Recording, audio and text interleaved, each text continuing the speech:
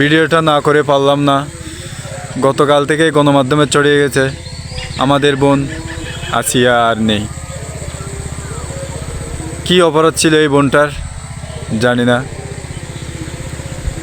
আজকে আমরা পুরুষ জাতিরা লজ্জিত, কেননা এই বোনটার উপর যে অত্যাচার করা হয়েছে তা মোটেও কাম্য নয়। বাংলাদেশে আজ পর্যন্ত দেখি নাই আমরা ধর্ষণের শিকার সঠিকভাবে বিচার রায় হতে। এই দেশে কেমনে ধর্ষণের বিরুদ্ধে উকিলরা দাঁড়ায় আমরা বুঝি না। বর্তমান সময়ে আইনমন্ত্রী আসিফ মাহমুদ তিনি গণমাধ্যমে বলেছেন ধর্ষণের শাস্তি সর্বোচ্চ 90 দিনের মধ্যে রায় করা হবে। কিন্তু কেন ভাই, ধর্ষণের শাস্তি কি 1 ঘন্টার ভিতরে দেওয়া যায় না?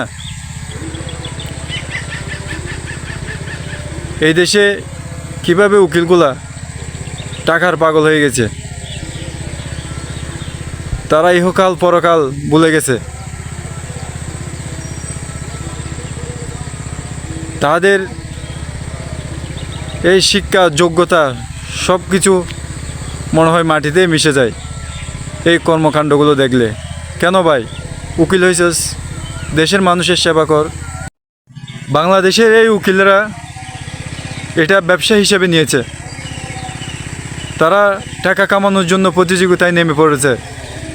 তাদের কাছে আইন কিছুই না। দেশে ধর্ষণের কতগুলো যে মামলা রয়েছে তা বছরের পর বছর চলতেই আছে, কোনো একটা সঠিক রায় হচ্ছে না। কেন বাংলাদেশে এতগুলো উকিল কী জন্য? শুধু কি তাদের উদ্দেশ্যই একটাই, শুধু টাকা কামানো, মানুষকে আইনের লোভ দেখানো? কি দরকার ভাই? এই সহজ সরল বোনটা আমাদের কাছ থেকে চলে গেছে।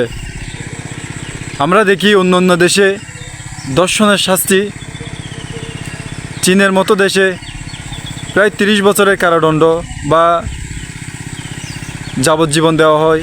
এবং আরব দেশগুলোতে দেখি আমরা পাথর নিক্ষেপ করে সবার সামনে ধর্ষণকারীকে হত্যা করা হয়। এবং আফগানিস্তানের মতো দেশে আমরা দেখি ধর্ষণকারীকে যেখানে পাই না কেন গুলি করে হত্যা করা হয়। কিন্তু কেন বাংলাদেশে আমরা এরকম কি আইন ব্যবস্থা চালু করতে পারি না? এই দেশে আজ পর্যন্ত দেখি নাই ধর্ষণের শাস্তি সুষ্ঠু সুন্দরভাবে হয়েছে।